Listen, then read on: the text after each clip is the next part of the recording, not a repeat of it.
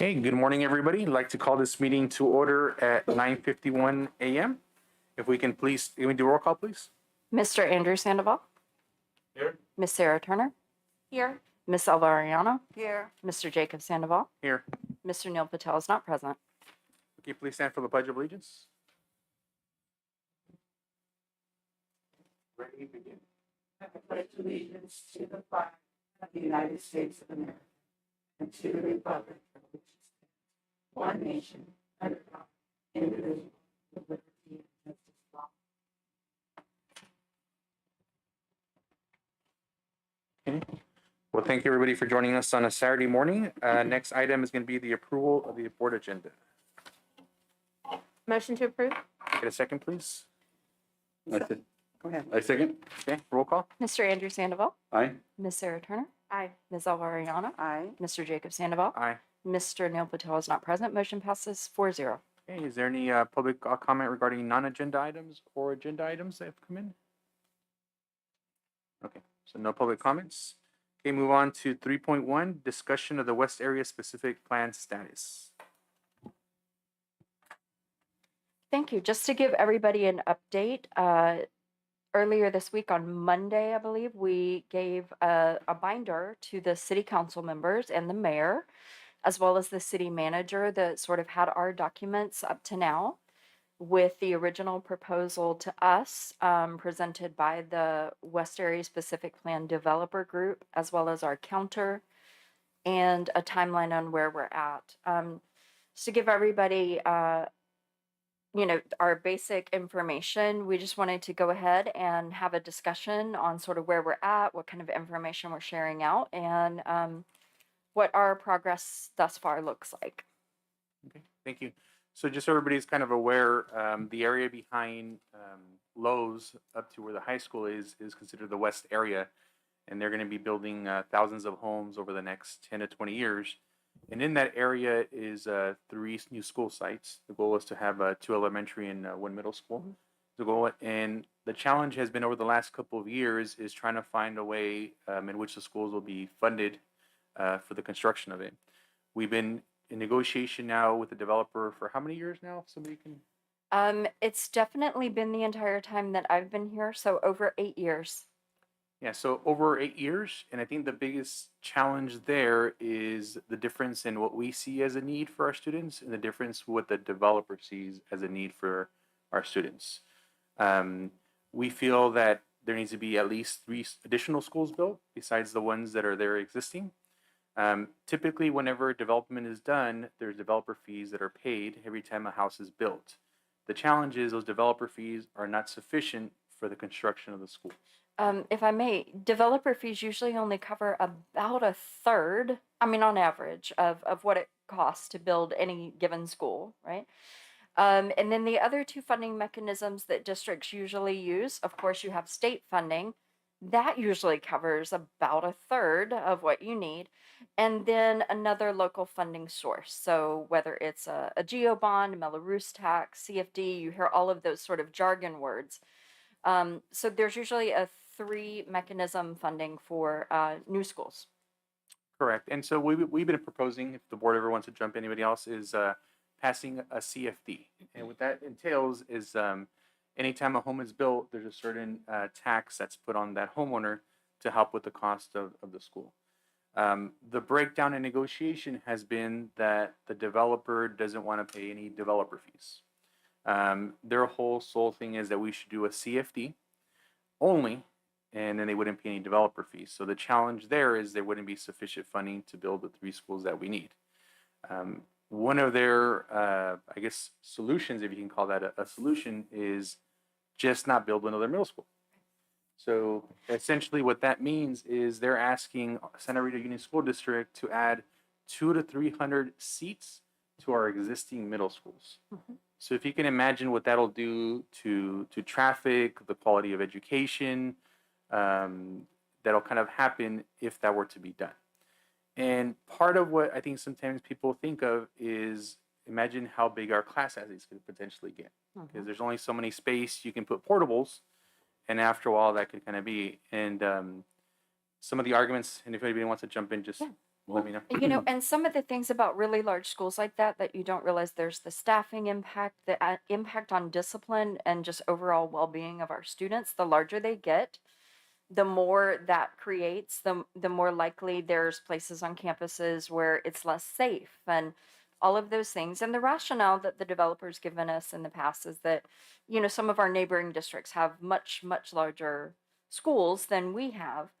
And so the way we presented that to them is that this is our identity as Santa Rita and how we educate our students. So we wouldn't want to change our identity in the way that we operate in order to help benefit them. It's really about maintaining the types of schools and the types of programming that we offer.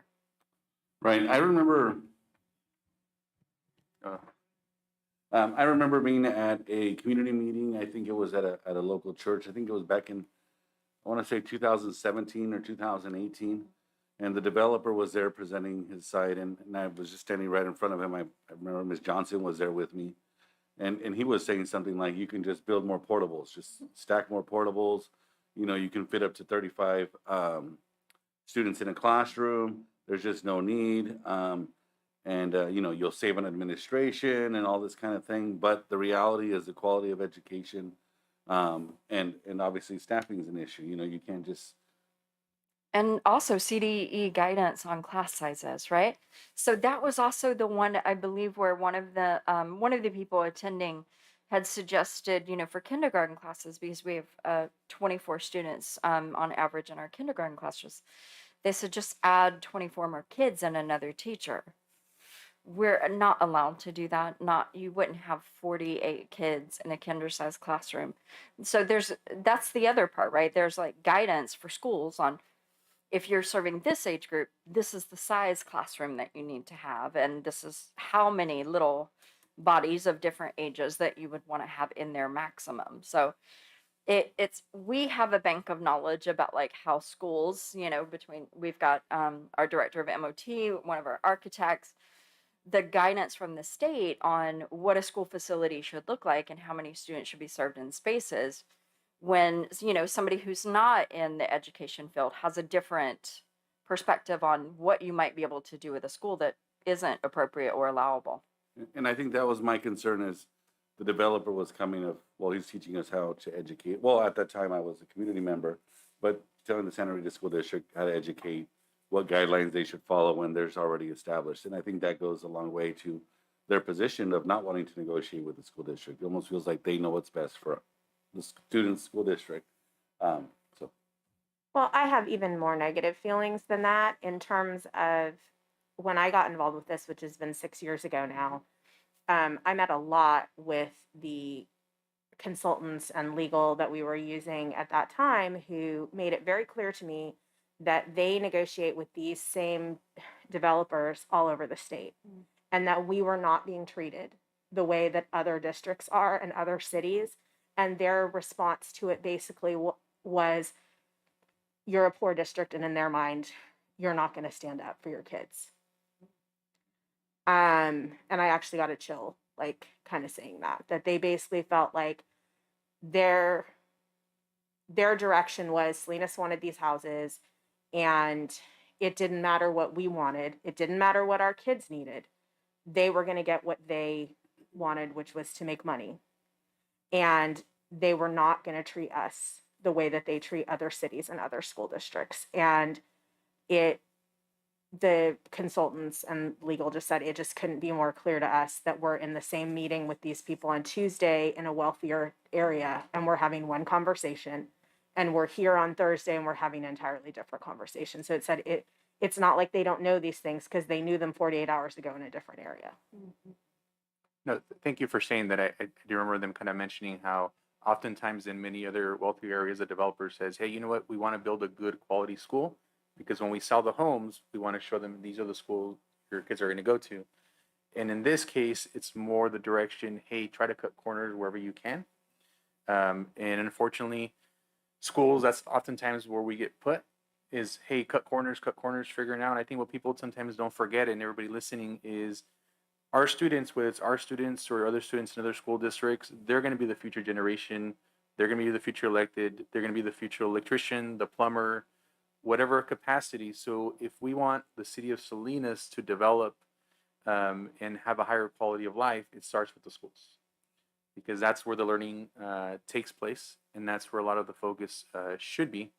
And so oftentimes now we're hoping with the new city council, because in the past, unfortunately, we didn't really have a partnership, which is really unfortunate because we're part of the same community. So I have high goals and expectations that the new city council will be more of a partnership with us to try to have that long-term goal, because ultimately their long-term goal is to improve the city of Salinas, and that starts with the school district as well. You know, Mr. President, I can tell you that we also know we need housing. We have teachers and staff members who are like, there's no homes where I'm looking for a place to buy or rent, or, you know, and as we're recruiting, it's important that our people coming in have a place to live.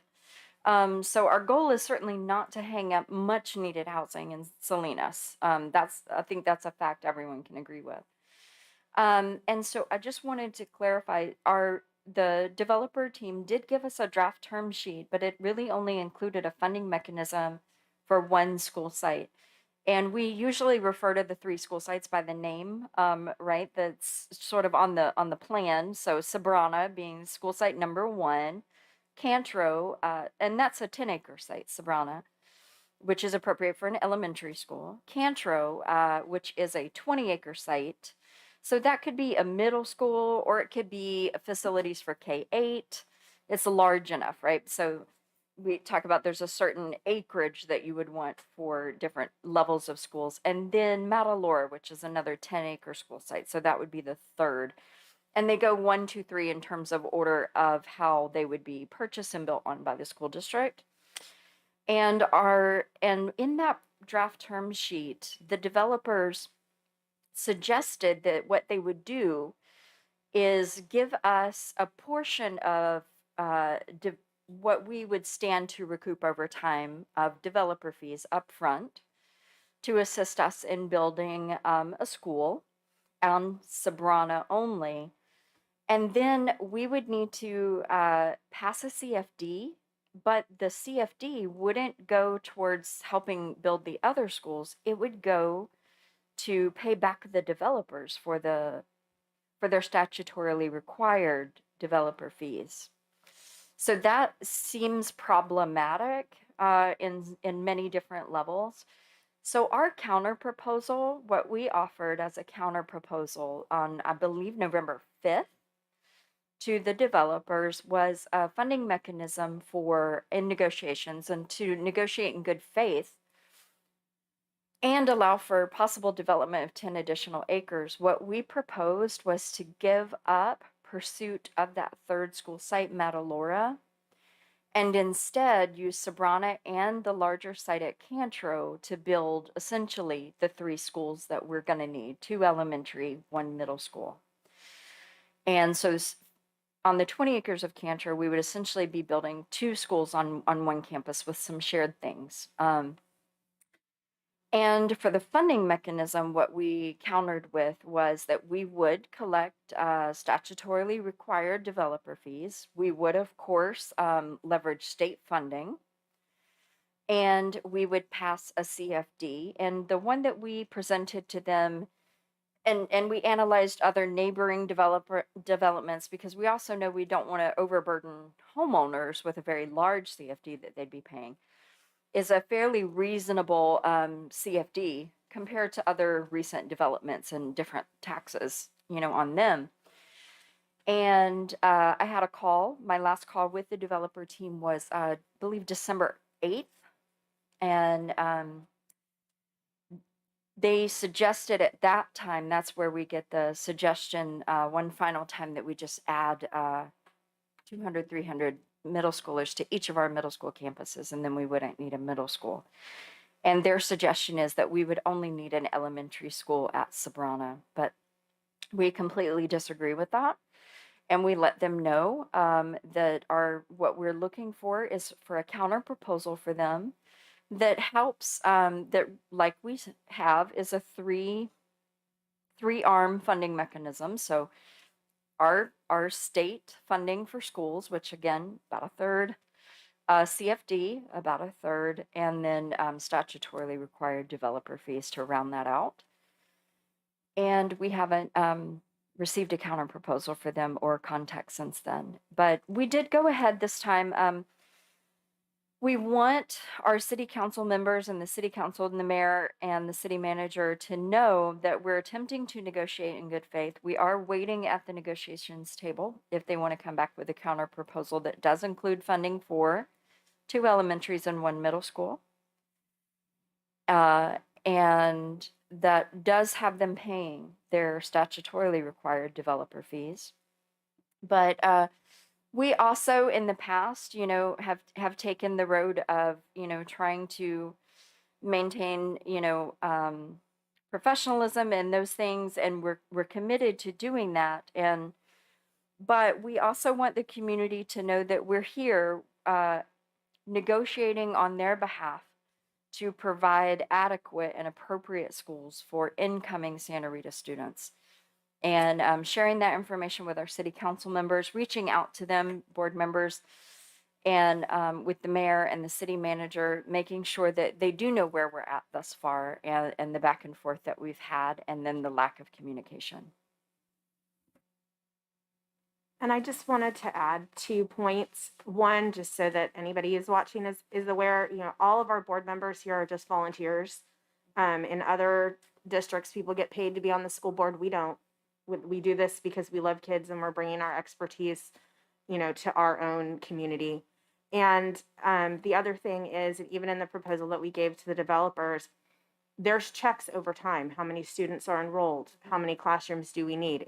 We're not interested in building schools we don't need. We're interested in building schools that we desperately need in a timely way so that we can take care of these kids as they move into the city. Yeah, no, thank you for bringing it up. I know that's been a point of contention, is what they call student generation rates. That oftentimes you have to do studies on other communities that have been built to kind of establish how many students came out of that new community. And a big point of contention by the developer is you don't need those schools because not that many students are going to come. The challenge is we can't predict the future. And so we need a plan that those students are going to be there, but there's always ways to put the contingencies in there that, hey, if the students don't come, then we just don't build the other schools, but we need to at least have that plan in place. Because if not, what ends up happening is maybe not with our board, but 5-10 years from now, somebody else is going to figure it out. And our community is going to come back and say, hey, why did nobody ever think about that? I went to a community meeting for a candidate who's running for office, and it was interesting. She was sharing with what is the school district and the city doing to work together. It was regarding roads. And I think sometimes the community is not aware that those type of partnerships don't really exist the way they need to be. That sometimes the school district doesn't have that type of partnership. So I encourage community members to participate, to be informed, to ask questions.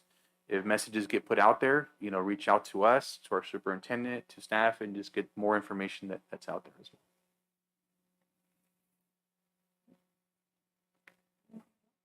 Well, I like the conversation we're having and being transparent with the community. I'd like to propose that we send more, and the public, of course, is going to view this, but a more direct message, and maybe do a video with the superintendent, maybe the board president, outlining this, speaking directly to the camera and to the community, outlining it, what we could ask for them, and just explaining our position. But if that's something, I don't know what the board thinks, but instead of just clipping this video, I think talking directly to the community would be a great option. Do you mean like something as far as the same talking point we've been kind of sharing, as far as saying, hey, this is what's going on directly? Yeah, and maybe just release it through Parent Square, YouTube, and saying, hey, here's a direct update from our superintendent and our board president to the community. Similar Okay. to the registration. Yeah, we can do that, but I'm also thinking like a video, same talking points. Yeah, I think so, because I think more and more we're seeing more social media and just people kind of quick videos that they kind of say, hey, so this kind of what's going on. English and Spanish. Yeah. And make sure that, all of our community. Mhm. Yeah, no, We talked about the mailers, we can add a QR code that could link to a video, right? So we can send out the mailer with a QR. that Oh, goes okay. to Perfect. Oh, that's great. Yeah. Yeah, and sometimes when I pick up my son, I remember There's a parent who's always asking me, hey, I went to the community meeting at McKinnon. What's going on with the housing? And so, as the COVID restrictions are eased up a bit, maybe we can consider having another community meeting. Same thing, link a video, but then that way we can have a town hall where they can come to the school site, maybe one at Santa Rita and one at, McKinnon, and say, hey, come find out. If you want to find out more or ask questions, maybe we can invite, this is just an idea, maybe our city council members or somebody else, and just say, here's an opportunity to ask questions and help advocate. That is true, actually. True. Where we sort of do an in combo Awesome. and field questions and things as they come in. What's the board think on putting together? I think that's a great idea because I think sometimes people maybe don't have time to listen to a whole video, but if it's like, boom, this is what's going on. Oh, wow, this is what's really understands. I think that's a great idea. Yeah. Yeah, would and say. as making it so that everything's audible in both English and Spanish, because sometimes it's hard for people to read things that are translated. Just Yeah. Yeah. Okay. Well, just so that it was important to have this discussion as Ms. Alderman mentioned, just so that the community and the public is aware of kind of what's going on and our teachers are understanding. So if we do need that support, that everybody is fully aware of what's going on. So thank you, everybody. So moving on to item 3.2, information mass guidance changes. So, as we recently shared with our school community and our parent community, as well as the board, of course, we've got some recent mask guidance updates. The state of California, as well as Washington and Oregon, have agreed to come up with some change mask guidance with the declining COVID numbers. And so California is doing it slightly differently in that, and you may find this already out in public, the masking as required in many venues has been lifted, strongly recommended still, on March 1st. But the guidance for K-12 institutions would kick in on midnight, March 11th, so essentially March 12th. And for us, that would be returning to school Monday, March 14th, with masking not required in the K-12 setting, indoors or outdoors, only strongly recommended. And thus far, throughout the pandemic, and this is coming up on the 2-year anniversary of when we had our emergency board meeting to close schools, March 13th, 2 years ago. That seemed like a fateful sort of alignment, that we've followed CDPH and Monterey County Health guidance so far throughout this entire pandemic, and working in conjunction with our classified and certificated union to maintain that stance just moving forward. And so that was still our path.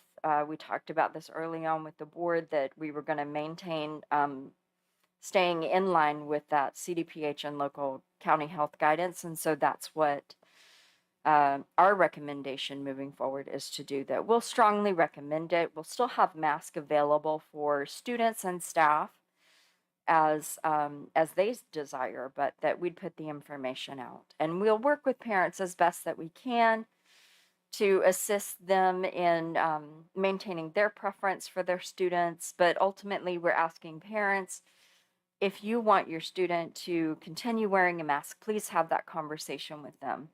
And we'll be there to assist, but it's really that parent and student preference on that, and that's going to be a personal choice for them, and staff as well can make their choice. And we do have a vaccine clinic, which we know is our best line of defense, right? A vaccine clinic scheduled for the 15th. So that'll be at JG. So any of our community that hasn't yet been vaccinated will have the opportunity to join us at JG on the 15th. Thank you, Summer. We're also continuing our COVID testing clinics as well in the district for our students and staff.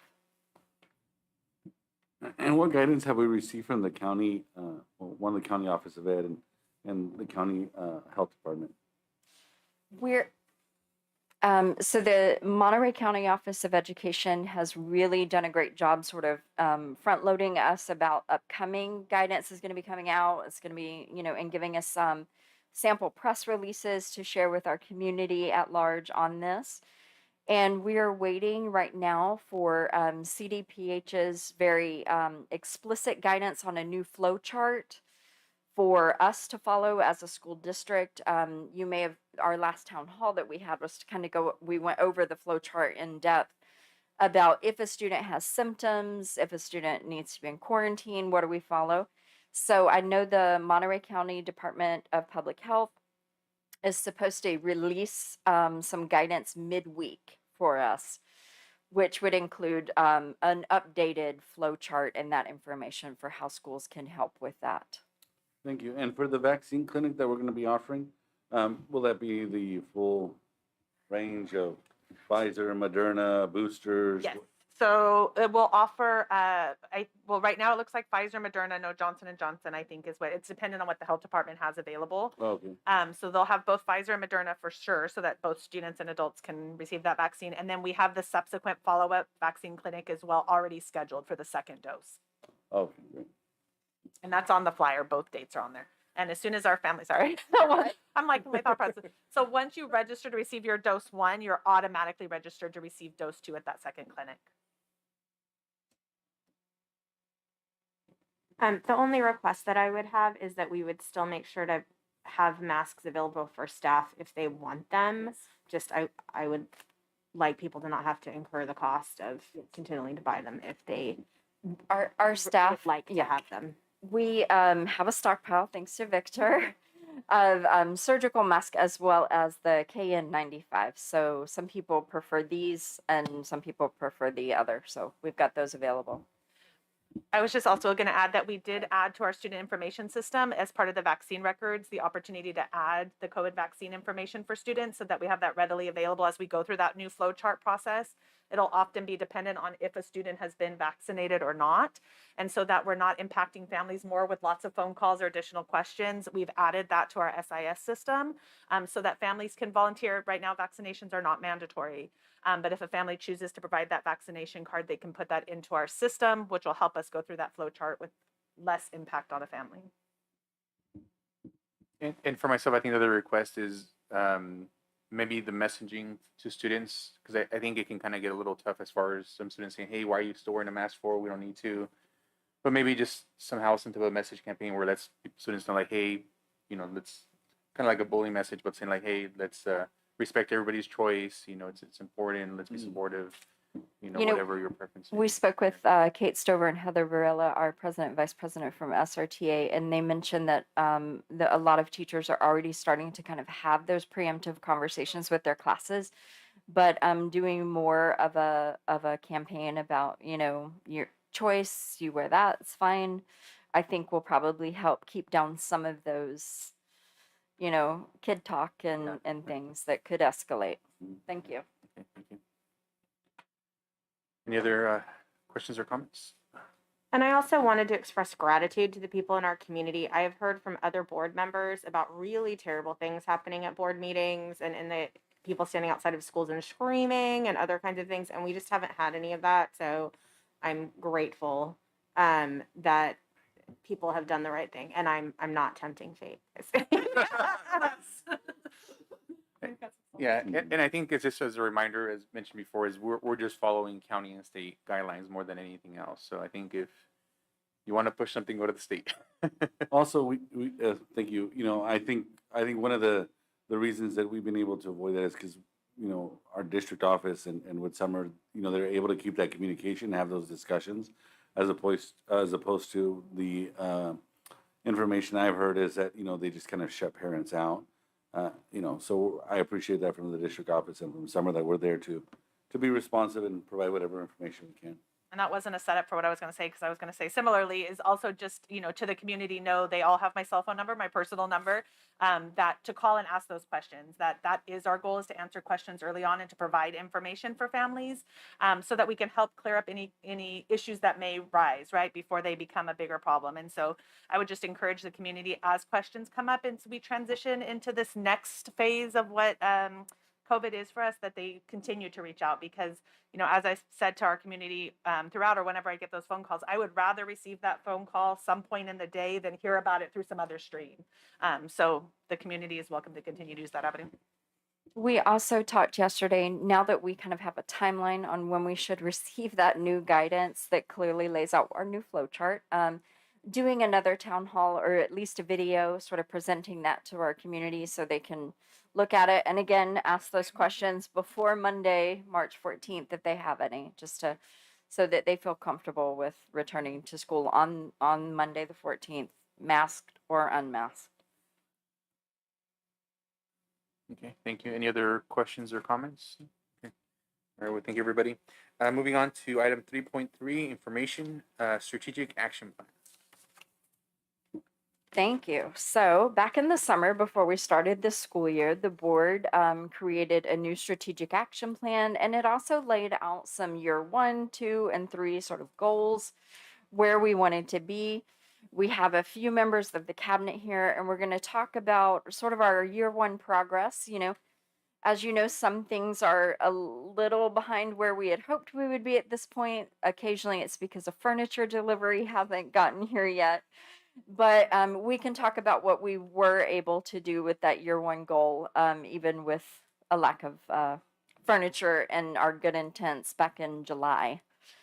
And so I know each person has different information that we'll share out, but just to kind of do a progress report on sort of where we are. And then looking forward for over the summer, we'll do our new update at the culmination of year 1, and then add a new year 3 at that point, because our year 2 and anything left over from year 1 that we're still working on, we can move over, and just sort of keep track of where we're at and what we're looking to do.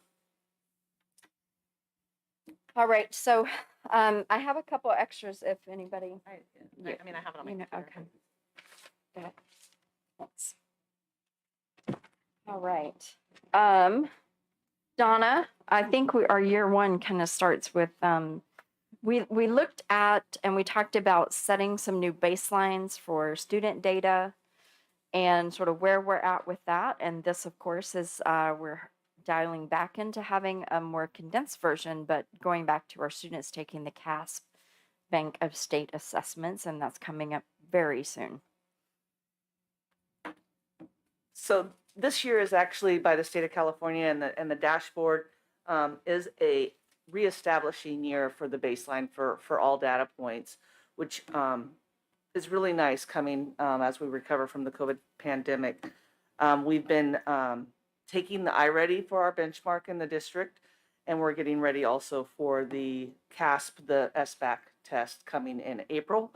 Our iReady data points, our winter benchmark from our fall benchmark, our district, we had an increase in our ELA for grades 2 through 8 of 8% across the board, and our increase of our showing proficiency up to the standards, right?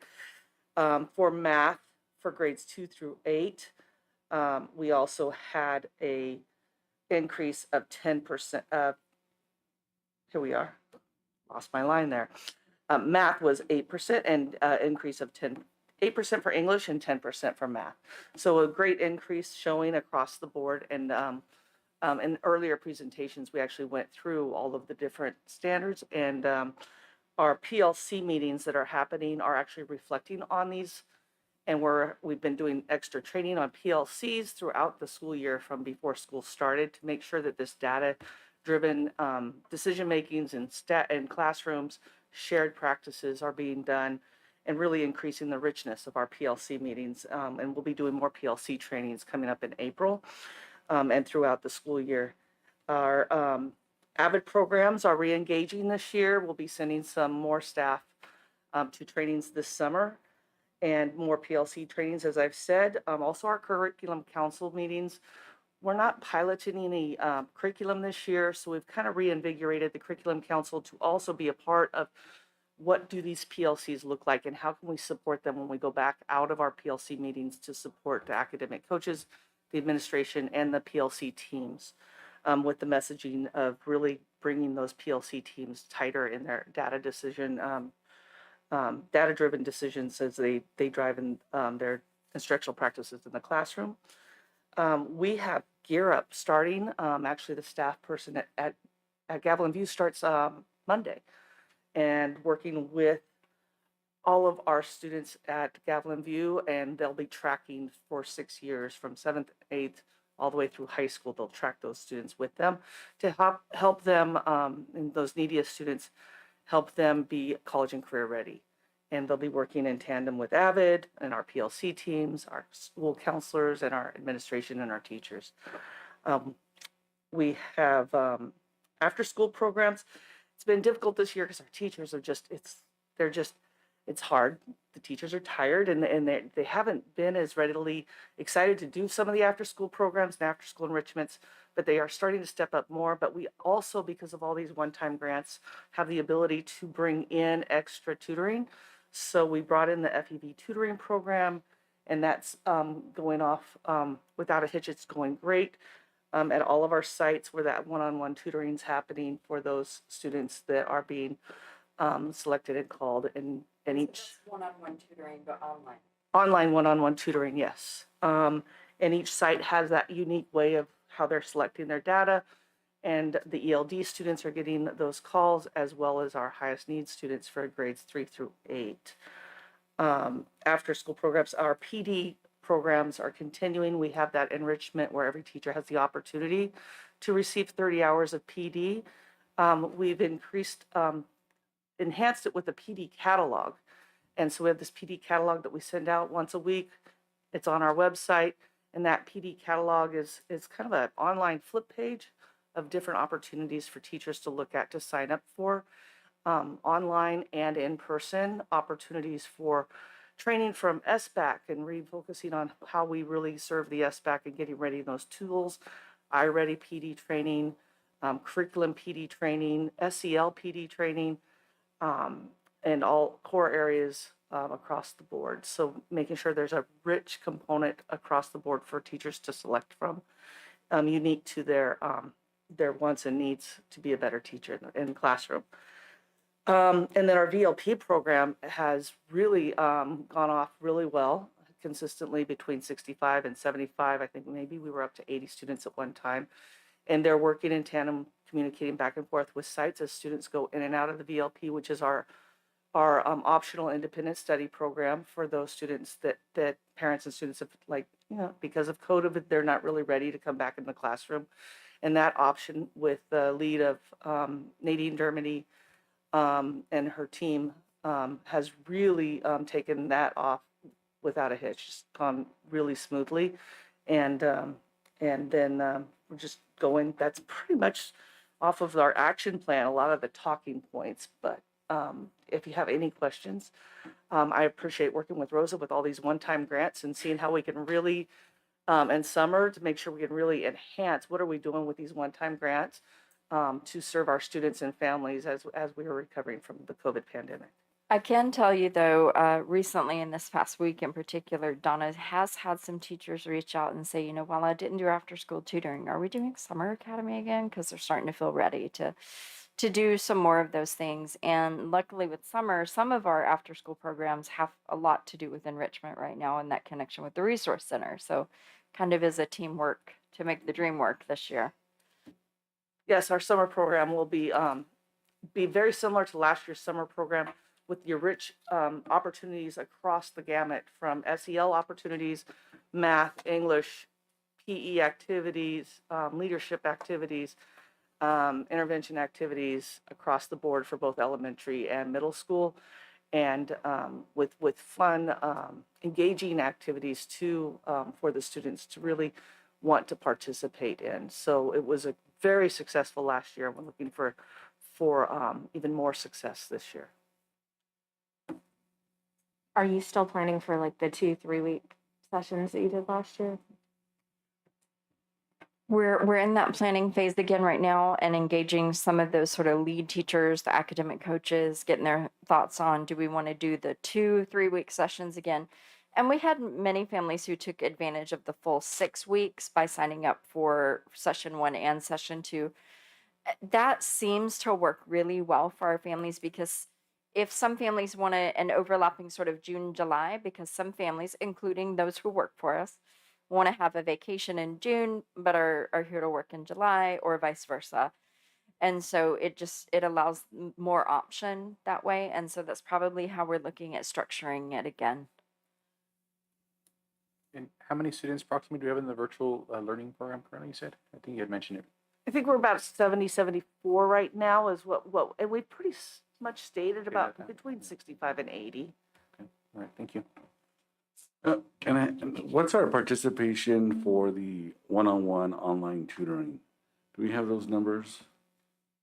We do have them. I can bring them to you Wednesday. I don't have them in front of me right now. Each site has different ways of bringing those numbers to them, but they give the FEV program a roster of, here's the 35 kids that need this, here's the 25 kids that need this. For example, Santa Rita Elementary is actually specifically making a couple different rosters, but one is specifically for our newcomers of 25 to 30 students that really need the ELD supports and engaging enrichments to help move them forward more quickly. And then there are other rosters that help with the interventions that they need in the classroom as well with the other core subjects. Thank you. Yeah, one of my reasons for the question is after, let's say we've tried to get those students to participate and they haven't, because I understand this is a lot of one-time funding, like for that program, right? Was that it? If we're able to expand those to make sure that somebody's taking advantage of that, if after the proper outreach, those students aren't participating. I think one of the benefits of the FEV tutoring program is, on top of the strategic intervention that's provided to students, is an opportunity for 24-hour homework support. And that's where the family engagement piece comes in. So our families are able to log in with their child and have access to virtual tutoring, or it's virtual tutoring with a real person. So it's not like it's a computer generated tutoring program. They're able to upload that work and get that support. And that's been really important to many of our families who don't speak English, or English isn't their primary language, because students can get at any time of day, rather they're participating in the strategic intervention or not, get that on-call homework support that we know is so important for many of our families. And so I've already talked through with a couple of families where that's really kind of lowered that filter for them. They feel like they have a place to go for that support outside of the school. And so kind of whatever we end up doing in the long run with that, having that opportunity for families, I think is going to be really important to both parent and student success. You know what? And just remembering, wasn't that contract saying that if we don't finish the hours, they carry over? Okay, great. So that's okay. So That's I should have said, yeah. The other benefit of FPV is it's not a use it or lose it. Anything that's unused will continue to roll forward even past your third year of your contract or whatever period it is. okay, great. And I know our summer program was a big success. I know that we had a wait list. I think there was people trying to come in from other school districts. There was a whole bunch of stuff. So, I know a lot of it's going to depend on our staffing. But as you plan, I hope that we're able to expand that to allow, for more students to participate in that awesome program. Yeah, we are actually really just in the structuring part of it right now, and moving forward with that as well. And excited about we're teachers like, when do we sign up?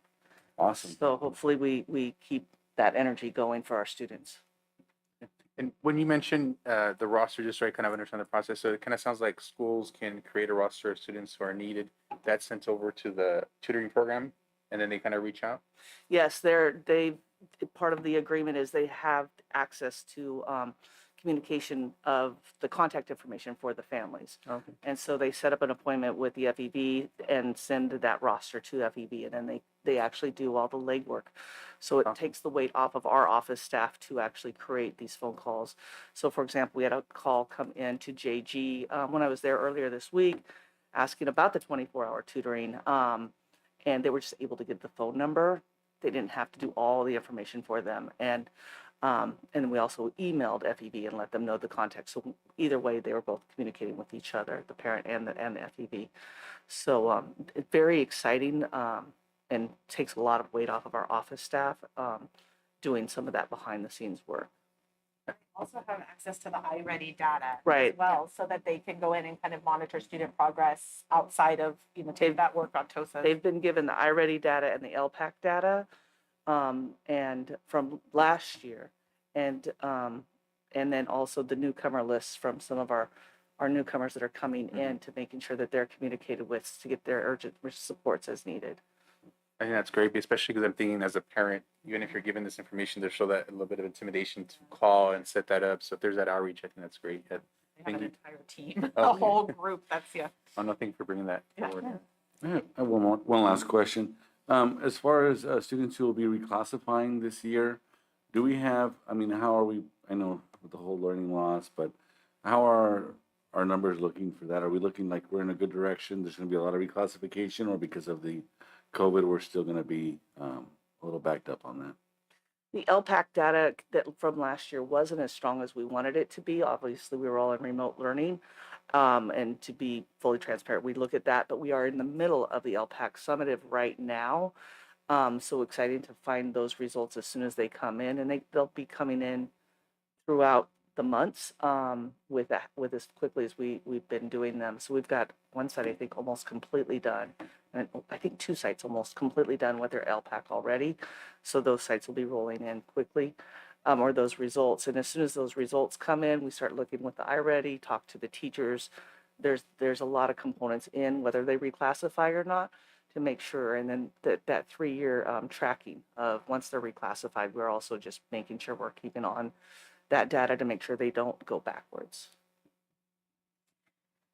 Before we got started, I should have told you that Becky Moore and Melanie Grundy are currently at a job fair. Okay. And that's why they're not here with us right now. We said, no, that's real important. You two go do that. It was in the Friday letter, so you did. Okay. But in case anybody watching is like, where are the 2 of them? They're at a job fair. But I want to, I know, like, because some of the things of our HR, right? And so let you know, we got some really good compliments last week. Becky and her team, in some CSUMB online job fairs, which, that's a new thing in the last couple of years, but, some really good comments from like the people who were hosting the job fair, that, she was really surprised at how many people signed up to interview with Santa Rita. She's like, I don't know what you guys are doing, but apparently you're super popular, because we had to, really stagger at that. And also Becky and her team got a really great compliment by some of the people who were coming out of an interview, being like, wow, that was really fun. She was like, really nice and engaging, and man, that sounds great. And super complimentary on the feedback, because of course they give districts and their teams feedback after the job fair about, how people thought it went, things like that. And so just to give Becky and her team some praise on that, of really representing our district. Melanie Grundy's there representing SPED, looking for some of those positions that we're targeting for hiring right now, and helping promote our district and get some new people in as we need them, and grow our own if we can, if they're coming straight out of university, and keep them here with us and our students. So I'll go through a couple of things. One of our big things on our year 1 plan was to sort of dial back into making sure evaluations were done in a timely and appropriate manner. So that's been a real focus this year, as for Becky, working with site administrators, department administrators, as well as my own focus, doing evaluations for district leaders and site leaders, with a timeline and a schedule, and staying on track of that. So I just met a couple weeks ago, wrapped up mid-year check-ins with our site leaders, and working with our district directors on, just sort of a mid-year evaluation check-in, where you were with your goals, what's working, what's not, because sometimes we start a year with a lot of great goals, and then something happens and it slows down, or it tacks sail a little bit, and just having those conversations with people. And then I know the district directors doing the same thing with their staff that they oversee, so that we're getting our evaluation timelines back on a schedule. And then Becky working with site leaders teams on making sure that teachers are appropriately assigned. As you know, that's read through CalPads now checking into our student information system, and it's all reading at a different state level. And so maintaining that and making sure someone isn't changed into a class that doesn't match their credential. You know, sometimes we go, oh, well, you could teach this, and nope. You know, and so really making sure everybody is aware of the parameters that you're allowed to work in based on someone's credential, explaining that sometimes to the employee, working with them on getting that right and keeping it right. And then preschool, of course, has been impacted by COVID. And then trying to get our preschool enrollment up and adequate staffing and things. So Summer can talk a little bit where we're at with preschool. You want me to do that right now? I'm like, so preschool numbers are up. We have about 70 students in, 10 waiting for enrollment, which is great, except for the fact that we are continuously having staffing challenges, right? And the challenge with preschool and staffing challenges is that there's very firm ratios and requirements that don't allow for some of the accommodations that we can make in a K-12 setting. For example, if staff are out, combining classes together or distributing students just because of those ratios. So we have been able to mitigate that by making some creative changes that allow to support that 1 to 8. Those changes included adding 2 full-time, almost full-time, 5.5 hours, yard supervisors. Those yard supervisors at the preschool allow for the ratio to be maintained. For example, when students are escorted to the restroom or part of a student is class is outside, it adds guaranteed additional adults there, which has helped us be able to do that as well. Again, we've been also able to work with our other sites on days where we are understaffed to bring over paraprofessionals that can be spared from sites to support that ratio so that we feel comfortable continuing to enroll our students in that preschool setting. So, I mean, I think that the campaigning, Ellie has done great work in getting the word out to the community. And I mean, a definite special thanks to her. She, on a daily basis, is running to make sure that we're maintaining those ratios. We have had a couple of visits to the preschool and we've had no findings, no issues, no concerns. And so she's doing a really great job in that process. Right now, we're really working with the TK expansion to start to kind of talk with our families about who's staying within that preschool setting and who's going to move over to the TK now that that date changes to February. And then what does that look like in terms of that number for the preschool? So right now, we're going to be doing some strategic calling to families who have TK transitional age students for the upcoming year to kind of discuss that with them and to make sure that we have an appropriate number or projection as we go into 22-23. Do you want to go ahead and talk about Resource Center? Was there any questions about that? Yeah, just great news to hear about the numbers. Yeah. Definitely going up. Yeah, that parents are taking advantage of that opportunity. Summer, are we going to have like a dual immersion TK? So with the state preschool, that's not on the plans right now. I know that that's something that's on here and that Melissa may talk about, but for the state preschool, it's not on there right now. We do have a Spanish speaker in every classroom, either through our instructional staff or our support staff. And students are encouraged to use primary language as they desire, right? So it's definitely not an area that's discouraged, which actually, I'll go backwards a little bit with that same question. As we talk about RFEPing, a lot of my conversations with parents, especially through our DLAC, has been around not feeling that they need to rush to become RFEP'd, right? Like it's a process, but we want to do it in a way that makes sure that students are prepared and ready to do so, and letting families know what that looks like and what that means. And we talked a lot at our last DLAC meeting about the seal of biliteracy. That's one of the areas that parents had a focus on, and that our goal is to create bilingual, biliterate students, and that we don't want to rush a process where students feel that one language has to dominate another, moving students towards being fully English proficient, right, as a goal, while maintaining primary language literacy as well. So the same thing goes for our preschoolers. Our teachers do bilingual books and such in the classroom, but the short answer to my long answer is Yeah, no. this time. No. Thank you. Yeah, That was a long answer to that. that's fine. In terms of our family resource centers, there's tons of stuff happening, just not in a beautiful space yet, right? So our stuff is still somewhere. I don't know where. We check in pretty regularly. Amy lets me know, no, it's not here yet. So again, we're really just at this point know that similar to our SESCO Centennial, we'll have some kind of launching at the beginning of the year please. I can't imagine it's going to take longer than that to really launch that space. But the good news is we've been utilizing it across the board between English classes happening, parent education opportunities, some social emotional supports in partnership with our county behavioral health. There's lots of things happening in them. And the community's really starting to see those as a place to go to. And so that's, I think at the point that we have them established as a comfortable place to go to, it's going to be even better.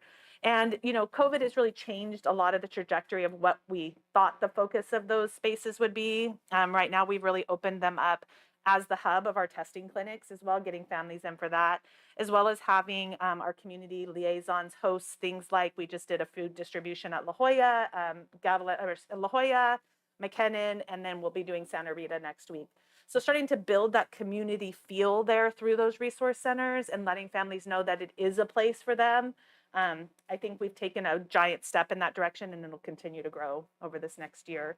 I think that for right now, a lot of the work in those has been around kind of that basic needs still. As we move out of COVID, we know that our families are still struggling with housing, transportation, healthcare access. And so our big focus in those resource centers have been around those areas. Okay, no, thank you. I've heard a lot of positive feedback, a lot of the classes and stuff. So it's a great resource. Any questions? Before we move away completely from summer, talking about sort of this is a living document, right? One of the bullet points that isn't on this, when we did the good work of kind of going through it and looking at it in like July, was the need to create a behavior task force. And so with Summer's assistance and guidance, as well as the entire team, so like Dawn is able to give the perspective of a recent principal, Melanie coming in with a lot of student services background, being able to engage in that process, and because we saw a need as soon as school started, our students and the things that we deal with on campus, behavior, socio-emotional, all of those things. So when we say behavior task force, it's sort of the wrap around it. It's not, just discipline and bad behavior, right? It's overall, because ideally your plan would be to mitigate that before it becomes an escalated discipline issue. And so bringing that in, it's not a bullet point in year one, because we started the year and then very quickly realized the way we did things before the pandemic isn't going to work for how our students and our families and staff have returned, right? And so the needs are different and to different degrees depending on what's going on, age groups of students and those things. And so some are really engaging in that process with Melanie, working with our principals, also bringing in Roy Burton to look at the restorative justice practice, to do the different levels of training that's going to be needed so that we're all speaking the same language. We're determining what works for us and moving forward with that. So that's a bullet point that's not on year one. That's pretty important. And I think what the other piece that's important about that is, as Melissa shared, is that really listening to what our community needs, right? So I think a big part of my job this year has really been listening and responding, right, to those needs. And what so many of our families have said is, we're happy that our kids are back in school. We're excited for them to start learning, but there's still this big need, right? And the needs have really been focused around mental health. And so we've been able to partner with so many different organizations to bring in those additional supports through MCBH, Monterey County Behavioral Health, to add an additional 1 day a week counselor at John Gutierrez to help support any students who may need it. Partnering with Community Human Services to bring forward a drug, alcohol, and tobacco counselor who also works around anger management and emotional regulation to be there. Working with our behavior techs, our BCBAs as well, to provide some additional support to those students, as well as providing parents access to training that they may need in education through our partnership with Kid Power, where parents can log on in several different languages and get some of those supports as well. And so I think that what I really appreciate about the work that this district has been able to do is to be able to say, these are our priorities, but first and most importantly, it's to listen to what our families need and respond in that way. And the Behavior Task Force has provided a means of carrying out that work that we're asking families to do at home into our schools, so that we're making sure that we're unified in that work. And for me to be able to bring forward to others, the principals, the teachers, what families are saying and what families are hearing through that work together. And so it's definitely one of my favorite projects as well as we move forward. Thank you, Summer, because I belong to that task force and I've gone to the meetings, and I'll tell you, I think one of the biggest questions was how are we going to measure progress? And so I remember it was there was a lot of measures that we could get. One of them is collecting the data. I can't remember the other two that some survey. The Healthy Kids Survey. Yeah, the Healthy Kids Survey. So I really appreciate all that you're doing for this, because I enjoyed it. I really did, and I liked interacting with the teachers with the principals and being put into those the breakout sessions, because it allows for me to go one-on-one with a lot of the principals there. So yeah, I'm excited about it. Thank you. Thanks. Rosa's got a little bit. I think Sarah was going to mention Yeah, something. sorry, I want to say something kind of on the topic that we were in. It wasn't the goal of the curriculum council the other day, but we were there when it came up that Santa Rita doesn't have an adopted SEL program, which many districts do. And I think it would be worth exploring. And even if we made the decision, no, we don't want to go that way, we want to create our own. But just to let you guys know what I'm talking about, like the social emotional learning, the North County, the district that I work for, has a bought curriculum called Second Step that has lessons that the teachers do with the kids, things like self-regulation and anger management and that kind of thing. And I feel like now they'd had Second Step for a while, but last year it became fully online, and that made it so much more accessible and easy, so that a lot of the teachers do like one lesson a week on Monday, but it gives the kids language to describe what's happening in their body, how do you relate to each other. And the nice thing is, if you have it across a district, then you have everybody on the same language. And just in a fourth grade teacher friend of mine was talking about that it's made such a difference with her students when they can describe what's going, hey, what do you think's going on? And they have the language to talk about like what's happening. Or even if something terrible is happening at home, they have the language to sort of say like, hey, this is what's happening. This is how it's affecting me, rather than just, having that bottled up. So I know teacher time is precious, classroom time is precious, but one of the most important things that we can do is teach kids how to self-regulate, and so I think it'd be worth exploring doing that.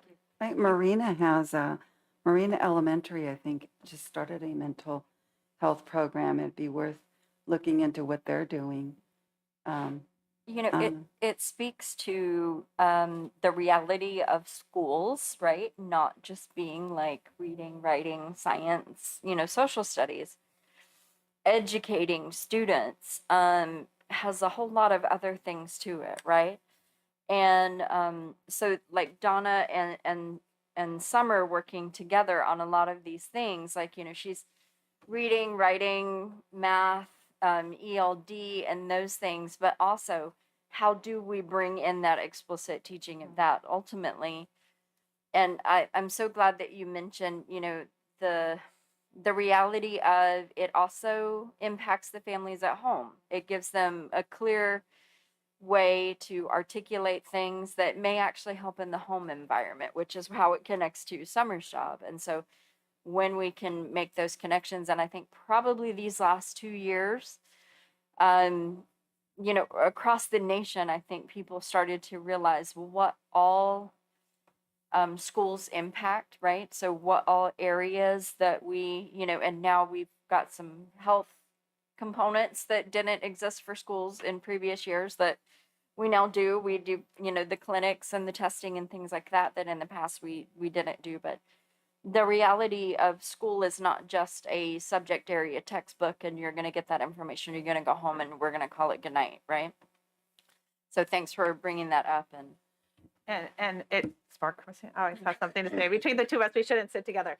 I think that's what's really important about what you said, and something I should have mentioned is, as you know, we brought on 2 school social workers, and one of the changes that one of the school social workers, her name is Andrea, has brought about is changing the name of her office from the counseling center to the staff and student wellness center, and really making this idea that it's a place where you go not just in crisis, right, but that it's a place you can go. And she's kind of setting, if you've ever been to where the counseling office is at GV, it has a patio, has a nice little outdoor patio, You actually. should also mention she's a former Gavilan She's a View former middle school Gavilan student. View student, yes. So she's actually kind of setting up that patio. So if staff need to come over and kind of just take a break, right, and regroup for themselves, that they also are going to have that space available to them. And as we've talked it through, it's definitely not on here directly, but one of our other goals is to kind of keep that mentality going and starting to create this wellness space, right, that kind of collaborates with whatever curriculum we may be using for both our staff and our students who may be in need. With that, this isn't quite as positive, but yesterday, Melanie and I had the opportunity to lead a training for our administrators, our school counselors, our school social workers, and our school psychs around suicide prevention. And it's not a fun subject to talk about, but it's an unfortunate reality that we face in our community, especially post-pandemic. And so we'll be bringing forward to the board, hopefully sooner rather than later, a suicide prevention protocol manual that we want to put out universally across our district. We have a board policy. We want to build from that board policy really an idea of prevention, and that prevention is going to encompass all of these pieces. And so it'll tie really nicely to what we do with curriculum council around that. And so we're hoping to bring that to the board definitely before the end of the year as well. I just want to say, thank you, Sarah, for bringing that up. And, I support your idea. How does that normally go? Does that go through curriculum council for them to make a recommendation to develop that program? Is that how it works? So it's kind of 2-prong, right? So if we're going to bring in like some explicit lesson things like Sarah mentioned that you would teach in class about, if you're feeling this way, these are words and phrases you could use, or here's activities you could do to help self-regulate. It's a very explicit, it's an instructional piece, right? So that's where curriculum council and a lot of the behavior task force curriculum council, they overlap each other. And luckily everybody on the team likes each other, and we really work around the table a lot, including Victor when he comes in, and we're all working around the table, and Chuck. But so it's that piece. What they would do is look at something, they would look at it and say, yes, we feel like this would work, because what Summer and Melanie's working with the counselors, the social workers, school psychologists, is that they want to make sure it's something that they would be able to support also. So in terms of working together with, we're looking at this or this or this, you'd also engage this team to look at it and go, yeah, I feel like this would be appropriate age-wise. This is something we can definitely support. We can get behind the whole campaign, because you want to make sure they're talking the same language. So if we've got an instructional tool that we're going to use, that it's also something that team, that sort of response team to these things, is able to make that connection and support.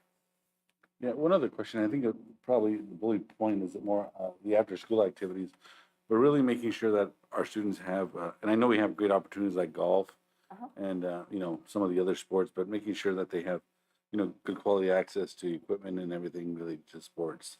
Really expanding those, because I know with our school district, 6th grade is middle school, but for the other districts, it's not.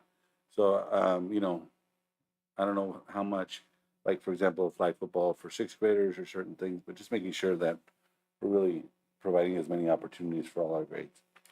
And also our elementary athletics has started. Yes. And we'll be doing cross country and getting awards and T-shirts and things of that nature. And doing that wraparound, for example, in the winter, we did the STEM program for the winter intersession. And, but yes, that full enrichment and intervention opportunities that are after school as well. We're always looking at those opportunities with all students that are doing that. I think we might have a couple at the middle schools this year. Pre-COVID, we had more. So we're always looking at bringing those in and bringing those back. I was giggling because the elementary cross country track and field, can't remember what It's it our is now. it's our first year doing it. they were. We originally we had the season planned, and then we shut schools down for COVID, Yeah. and we didn't have our spring sports. Well, they were very paranoid, worried, because I had sent out the letter for the shoes that fit, but we hadn't finished measuring them, but I had already put theirs aside. So I got all these panic calls like, what about the cross country kids? I'm like, I got you. Like, you're fine. You're fine. I already saved your space. Everybody's gets shoes. So, yeah, I got these like midnight panic calls, like text messages at like 11:47. And I'm like, you guys, it's okay. I promise. It'd be so amazing to see the kids' face light up once they We're get their hope- shoes. I can say that. Okay. We're hoping, so we have the list complete. The community liaisons are going out next week to remeasure everybody's feet because we want to make sure that we're buying correct sizes. And then I'm hoping to put that over to the Shoes That Fit organization by Wednesday is our goal. And then hopefully quick turnaround time. We'll see how long that takes. I don't have faith in anything getting delivered quickly anymore. But we're hoping to invite in the local media as well when we do that shoe distribution, partially because we are only halfway to meeting our goal of the campaign. And we're hoping that if we're getting shoes on feet and getting some publicity around that, we may get some more interest in supporting that and be able to do another round as well. So. Rosa, you ready? Yes, thank you. So for our business department, we've been focusing on four main things, which is effective, efficiency, transparency, and maximizing our funding. When it comes to maximizing our funding, we've been working very hard on applying to all the state funds, the federal funds, the county funds, and just making sure we don't miss those deadlines. I cannot think of any grant that I said, like, we missed the deadline. We have not missed any deadline. Some of those funds are very time sensitive. Sometimes they send you an email and it's like you only have like 2 days to apply and go in there. So it's really important that we keep track of our emails and all of that. And the team has been very good on forwarding me any information that probably it gets sent to the wrong people. And Melissa have forwarded me a lot of emails, so thank you for that. And thanks to the collaboration, we've been doing really good on that. Some of those funds are you use it or lose it, and with the timelines. And I'm proud to say that we have not lost not even $1 on any of the funds. So I'm We're good at very using proud it. of that. Yeah, everybody's really good on spending. And of course, now we have Summer, who's doing a great job on She mean, yeah. What she means not by only that. not only on spending, but also getting those local grants and fundraising. So thank you so much, Summer, for that.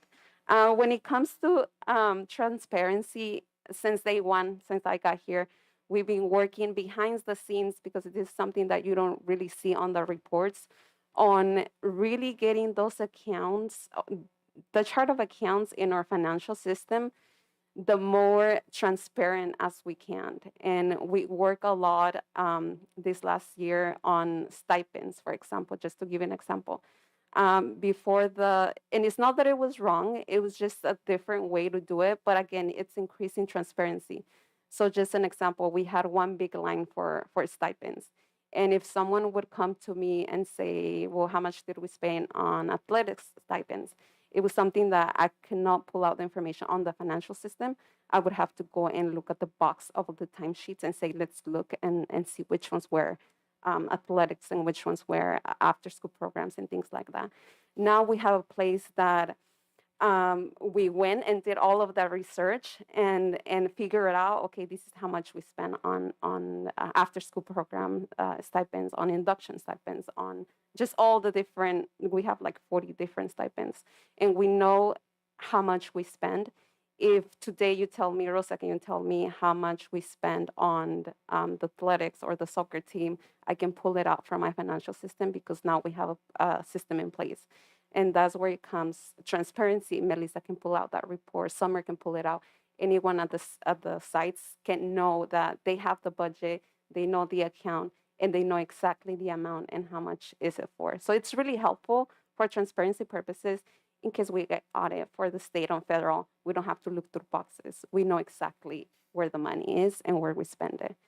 And I can say that probably helped Donna tremendously, as well as the two of them worked us through federal program monitoring, which we didn't have any findings that we weren't able to wrap up with, which we finally got our final notice on that. It took them a while, just to be like, because they're also doing these things online. They're doing all of that. And Donna's hard work kind of leading that, ROSA support in creating those codes, really helped out in the process, turns out. Because it was really easy and to be explicit and pull it up and go, no, here's how we track that. And so that made a huge difference. And I know it's a lot of legwork for her team to do, but ultimately it's going to save time in the long run and make it easy for if somebody says, well, no, I want to know how much Santa Rita spends on X, Y, and Z. Rosa can say, hold on, let me run a report for X, Y, and Z. Here you go. And I think that's really important as a public agency that we're able to do that. I mean, we're using public funds. And so we want to be able to show everybody. And Rosa is good at every dollar, right? And so I think that for us and our goal of being fiscally sound and transparent with what we do, making sure that everyone knows that we are managing our money well and with purpose, and we're following our board direction and keeping our district solvent. Always important, right? And that they know why and where each dollar goes. Thank you, Melissa. So yes, so that's behind the scenes. This is an ongoing project. We keep on working and making it better because we want to be efficient and transparent, and we try to do our best that we can. When it comes to efficiency as well, as you know, we incorporated the electronic forms now.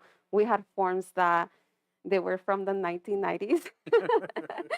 So we changed all of those forms. We moved to Inform K-12. We have electronic timesheets. We have the electronic stipends, reimbursements. Employee can just go into our website, upload the receipts, and get reimbursed for that. We have the mileage reimbursement now. Change of address. They can go in the system and change the address. They can Rosa keep just track helped Becky put our intent to return form on Inform K-12. electronically. And so, yeah. And so I walked in and I was like, what are you guys doing? And Rosa was in there helping her create that form, which it's great to have an expert who can actually sit there and help us create a form ourselves. So Thank you. So that's really important because it goes hand by hand with efficiency. Before it was like a school site had the timesheets, they drive with the timesheets over here, drop them off, drive back. We have to pay for mileage reimbursement. Not only that, but their time, right?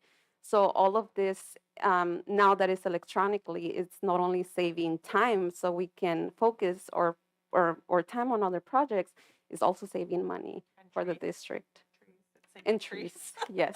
And after, you'd have to manually enter the information, right? After the timesheets would come in, you'd have to. Yeah, everything in the system, yeah. So it also eliminates the person-to-person contact, right? Because, bringing the forms from here and passing it from one department to another one.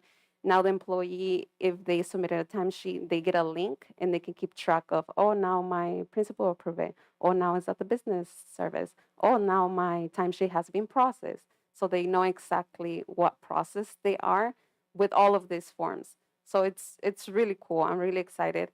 And as we move forward, like Melissa said, we try to incorporate new forms again, so our employees can spend time not on paper so much, but on other important projects. So I'm really excited about that. And cost effective, the big one that we incorporated it since last year, it was Amazon. As you know, working with vendors, especially for school supplies, the prices were just ridiculous. I'm being honest. With Amazon, the prices are competitive. They're cheaper and they get here faster. So with that, we were able to save money as well because we're not overpaying for student supplies and waiting weeks for the items to get here. Is free shipping. We can keep track of it, and it's cost efficient as well. So we continue to work on that. We've been working very close with Donna as well with LCAP and trying to do the chart of accounts behind the scenes. But everything is an ongoing project. We keep working together as a team. I'm proud with everything that we have done, and we're gonna continue on doing this. Okay, that's all I have. Thank you. I would say thank you, especially about the chart of accounts, because Mr. Andrew will kind of share there's other districts sometimes will just have a big line item with that much breakdown, and sometimes the communities, hey, what's going on there? What's that money being spent at? So I think it also is And at really the school important. sites, the secretaries have a breakdown of the LCAP goal and action for their own budgets of their part of the LCAP. Oh, really? Okay. And so the secretaries can actually look at the LCAP itself broken down by those actions with the codes. So when they're purchasing, they can break it down, and then there's not as much budget revision, not as many budget revisions going on. And they're actually able to see, oh, that's goal 2 action 2. Oh, that's goal 2 action 3. This is the Beyond just budget. seeing it, the way Donna and Rosa have put it together is they see it, but they also know why it goes in that budget line, which I think is really important to point out. Donna, working with particularly Orlando and Rosa's department on fleshing that out. And now I hear people, instead of being like, is that LCAP goal 1 or 2 or 3, they come in and go, Donna, is that action 6 or 7? And because it means, and they know what it means. And so that right there, just that level of detail is pretty impressive. And it's ongoing, like she said, because sometimes you're like, is that better as 6 or 7? And let's talk about why. And so it generates those conversations, which ultimately, when Donna gets ready to write the LCAP update, it just having that more explicit level of detail that she's put in place. And I know she's replacing me, and I told her, you're going to be better at parts of this job than me. And I'm excited for that. So just that level of explicit detail that she's putting in, I think is going to really help us in the long run. But it also helps people who aren't at school sites working with kids to go, oh yeah, okay, that's why we do that. That's great. So like I know that's come up in the business office where people are like, oh, I really kind of understand what the LCAP is all about more because of those more explicit definitions and details. Yes, thank you for adding that. And I just want to say, I appreciate our, the board reports, how you simplify it for, especially for me, and bring in those details about where that money actually went with what program and the reasoning behind that. So, I appreciate those breakdowns and just making it easier to understand. Because I remember first time I saw a presentation, I'm like, okay, well, that's great, but I don't know what any of that means. But you've really been able to make me better understand it. And I'm sure as the community is able to participate in our meetings, they're understanding a lot better than it used to be. Anytime you want to come by, my whiteboard is broken down by goal and program and grant. Wow. Okay. Well, thank you everyone for your work. And if you go by Rosa's office, it has dates on when different things are due with each of those things in Donna's office. But and part of talking about that, and I know it was one of the goals of the board that we communicate in a more standard and easy to understand format and regularly. So like summer re-engaging and really up-leveling our DLAC. It has been so impressive and wonderful. Donna's LCAP presentations are regular communications with parents because you have to think of it, even like Rosa's word efficiency, taking the time to do that and communicate something out clearly. It's efficient in that we are answering so many questions in different environments. If we say, this is how you receive this information, here's how you can ask questions about it.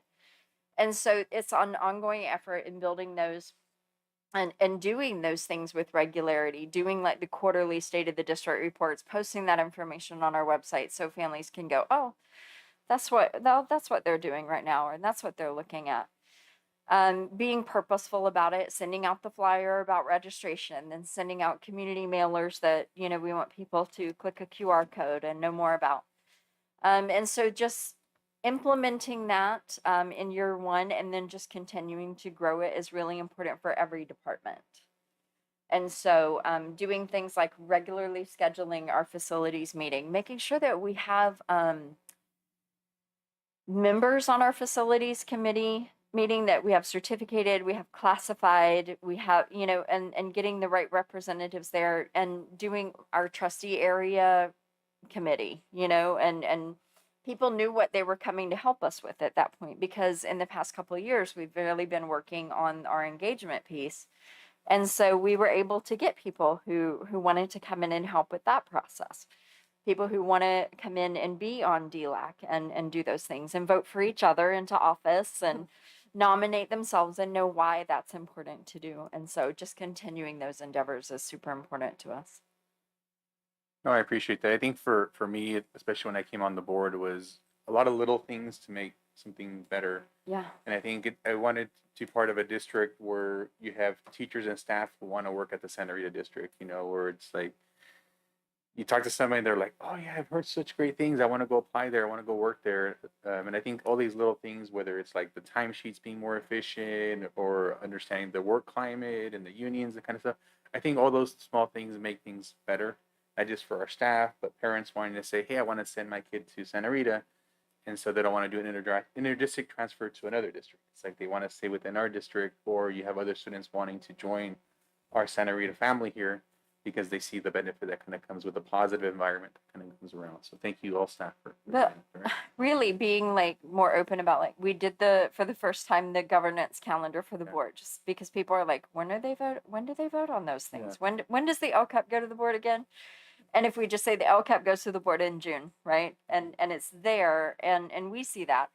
And I think probably our next step, you know, as we're heading into election season, and things, is building our binder for, that was our next goal, is to end this year with a binder for like our governance. So we did our governance handbook already, so that's a piece of it, our governance calendar, and then just putting together those pieces of advice for when we're onboarding a new board member in the future. That was one of you brought that up as a goal for us. And so that's really like kind of our next step, so that because we know we're heading into fall elections and things, and if we're going to end up onboarding a new board member, that we're not only saying welcome to the board, but we're also saying here's kind of a binder to help you with information that you might have, like what is that calendar, what is our governance handbook, what are the different roles and things like that, where would you find a policy, where would you do those things, what committees do board members serve on, and just a little informational handbook for them. So that's kind of what we're working on this spring, and that hopefully we'll have ready for June and can have that ready to go for the next fiscal year. No, thank you for bringing that up as essentially a follow-up goal. Well, on that same line, I know where you have the governance calendar. Maybe we can update our website. I know a lot of school districts are moving towards having a direct link, like always on there. I know we have a bubble that pops up when we have an upcoming board meeting, but a direct link always where it's like upcoming board meeting, and then it links directly to that agenda when it's posted. And then updating our website to have the full calendar, since we already have an established calendar, where it's either a PDF or it's right on there, you know, of all the upcoming. We can put that under our governance tab, easy access, for like, what does that timeline look like? Yeah, that'd be great. But just the main link is always, because when I'm trying to participate in other government agencies, I was like, go to the homepage and I'm just trying to find, I know you can go to board or governance, but if there's just a spot right there that says, you know, attend our next board meeting, bam, you know, I think that would make it easier. One click. One click, Yeah. yes. Donna wrote that down, so I'm sure we'll get right on that. Yeah, Okay. thank you. All right, sort of that's where we're at. And then for our second meeting in March, we'll do our quarterly update report again, and be able to share out some more information with our community on where we're at in third quarter already. So No, thank you for the update, and at least I'm happy with the direction that the district is going and you're taking it. So appreciate that. Thank you. Okay, so moving on. Yeah. To 3.4, information and facilities review. all right, so we wanted to give the board a chance to, and you'll notice that it says draft. This is kind of what our facilities committee has been. We looked at a first round of it. We made some comments. We have Dawn and Victor here, and we'll turn it over to them, but just to give the board at large an update on where we're at with facilities committee and those processes. Get your thoughts on things you'd like to see adjusted in there for the facilities committee. And then as we go through those with the facilities committee making priority recommendations back to the board. So Don and Victor are going to take this away, and I'll give them this microphone so they each have one and don't have to share. And before we begin, is that screen able to be shared to the public as well? It is. Oh, okay, thank you. So the public is All right. seeing that. Well, good afternoon, everybody, and thank you for the opportunity. Today, what we want to kind of just want to let you know how we get to a facilities needs analysis and a master plan. So this document actually serves as a 3-year target, a 5-year target, and a 10-year target. So what we want to do is we base it on needs of category 1, which is like immediate need, emergency needs. A category 2, where these are the facilities that we might require, and then a category 3, which is considered like a beautification.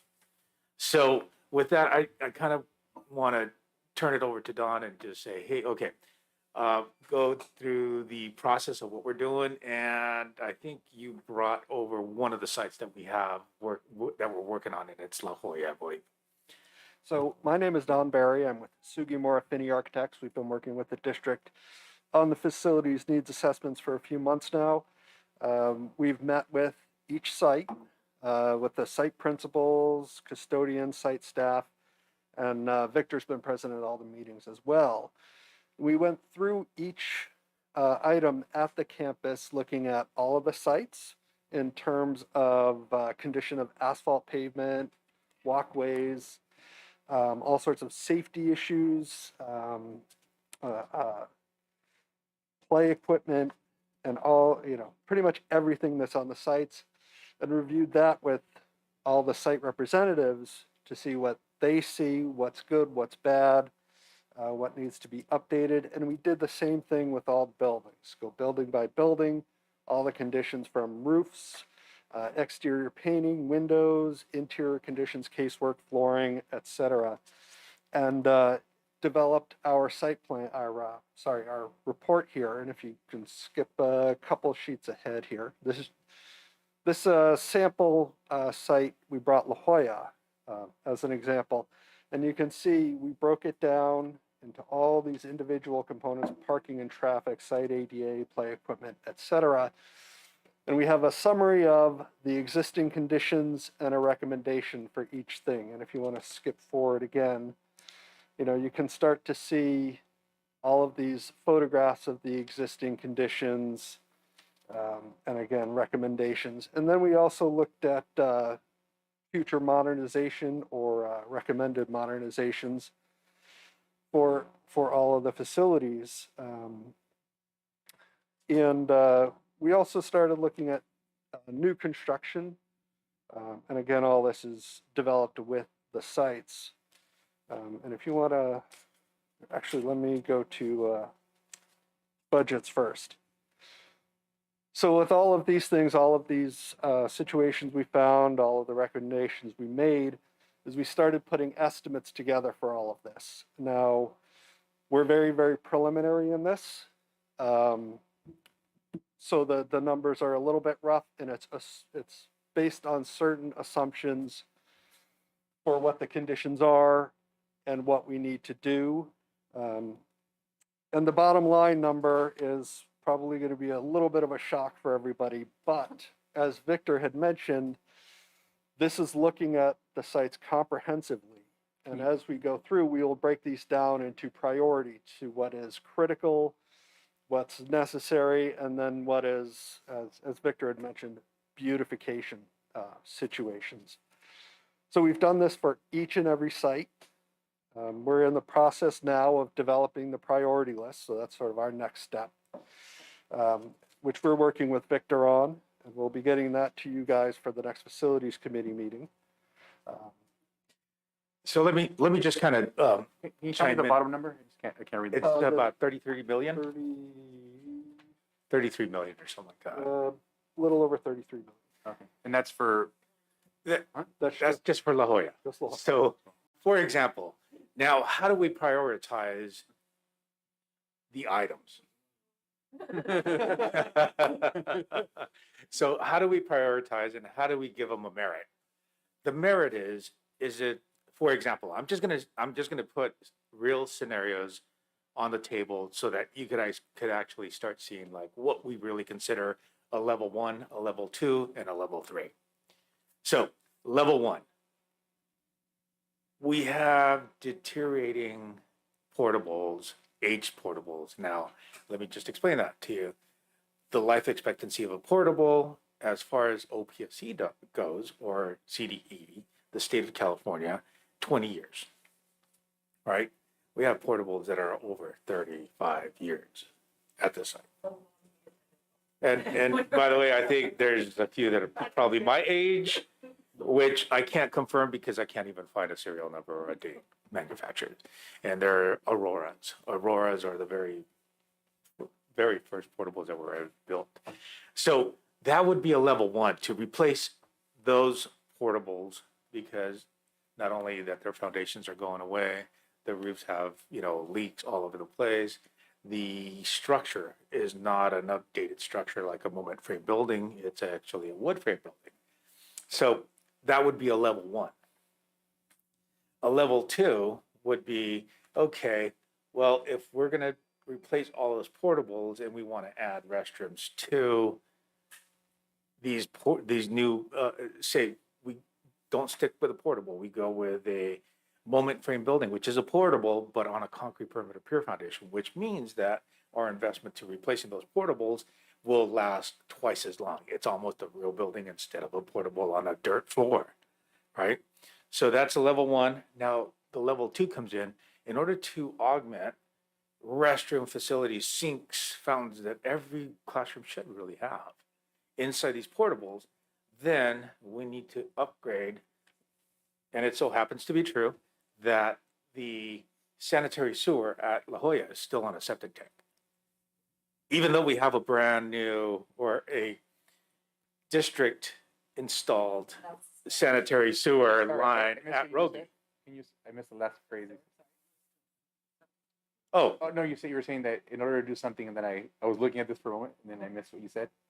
In order to do something, okay, so basically going from a level 1, a priority like to replacing the aged portables, the rotting portable or the rotting classroom, in order to replace it with a 2-story, say we're going to go with a 2-story concrete perimeter pier foundation with water inside, like every classroom that most of the classrooms that we do have district-wide have restroom facilities or, for primary grades. And since La Jolla is the primary, then we would have to lead into a category 2, which would be sanitary sewer. So the existing sanitary sewer, unfortunately, at La Jolla is still on a septic tank. that's what I missed. Yeah, Okay. it's on a septic tank. Oh. Even though we own a sanitary sewer at Rogi, right? So that's going to be a level 2. In order to do this, we need to do that. So can we consider both of these objects? Once we sit down and talk about it and how we're going to be able to deliver something like this, well, guess what? Both of those become a level 1. So that's part of the facilities committee that's going to have to determine that. So those being 2 level 1s, we need to do those first.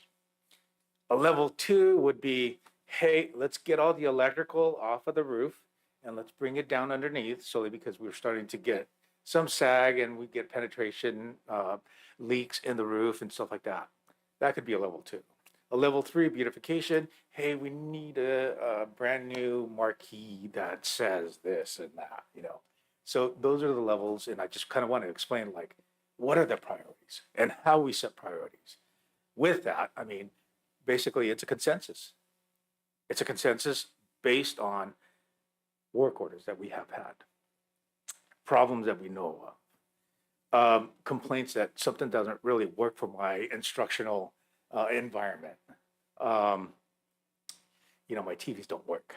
My electrical, every time I plug in my projector, I can't run my computer. And so those are the needs that are identified in this analysis by ways of knowing, experiencing, and documenting. So basically the documentation would be the work orders.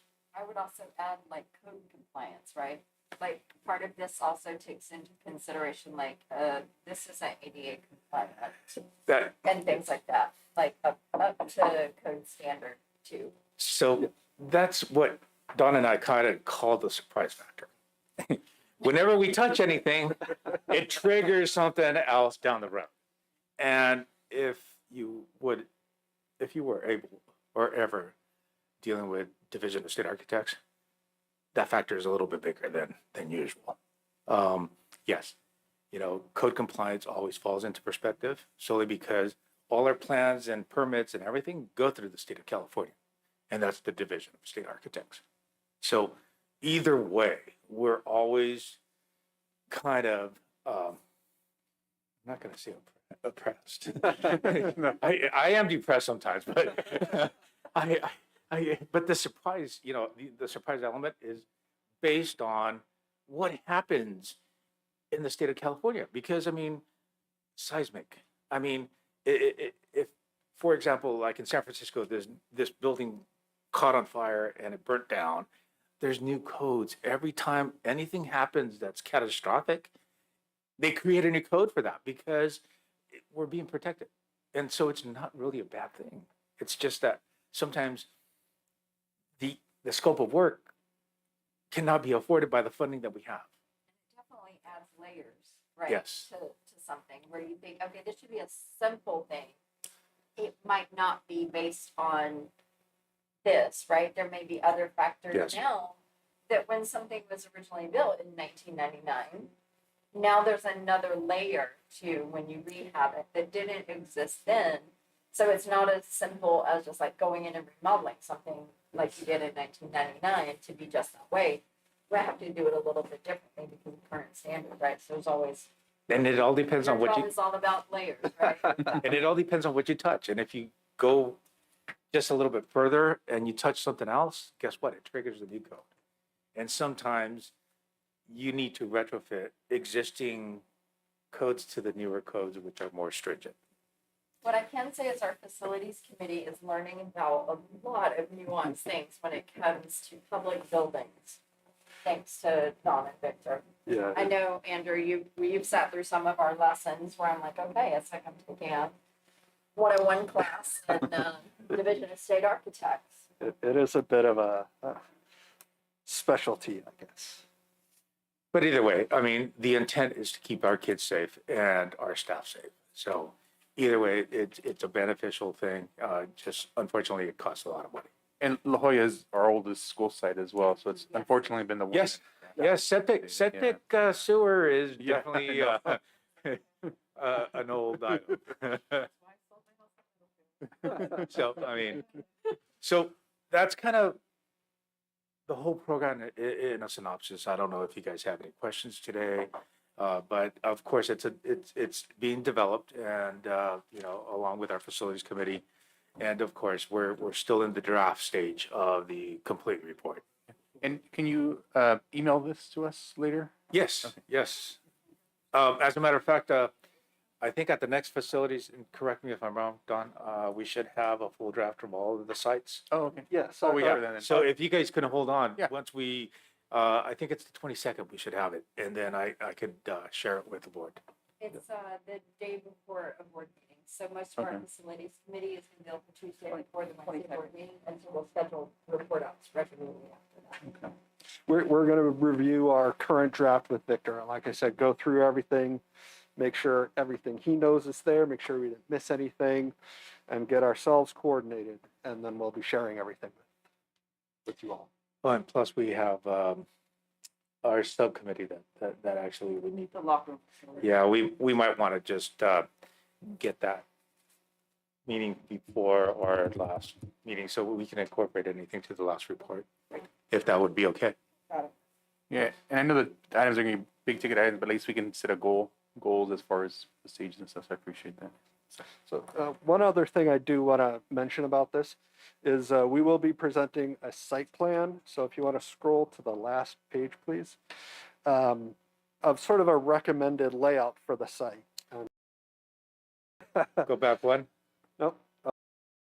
You can toggle between the first one and second one. So this is the existing site plan for La Jolla. Right now, you've got I think it's about 12 portable classrooms at the front along Rogie Road. and all of your drop off is, I forget the name of the street. What's the adjacent street? Well, yeah. Yeah. So all of your parking, pickup, drop off is along Bollenbacher.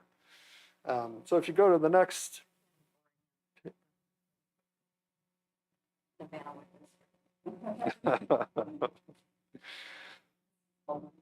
yes. Yes. So right now, all of your traffic is along Bollenbacher. So one of the things, we know it's been a bit of an issue out there. So if you go to the next slide, we have been looking at moving those portables. Victor has mentioned a lot of them are in pretty sad condition, and putting a bus drop off around the front with a few additional parking and adding the blue that you see there as a 2-story building. So as we get rid of the portable classrooms, we can create a new building, create a new drop-off, move the administration building from the south there by Bollenbacher and the drop-off, and move that into Library staff the room. library staff room, building 3, and create sort of a new front for the campus on Rogie Road. So if anybody has really gone into the campus, and if you really go if you're standing in front of the portables that are next to Rogie and you look at the brick, what they call the brick building, it has a sense of entry. It's a beautiful building, but nobody sees it solely because it's always portables. You're always walking underneath it. But if you turn around just one of these days, stop by, take a look at that, and that's got a beautiful sense of entry. What it would allow us to do also, I'm sitting here, somewhere and I interrupt, right? But the current administration building could then become a fully functioning family resource center for that neighborhood. And instead of using a much smaller space at JG, we can transition it over there to that. No, I'm loud.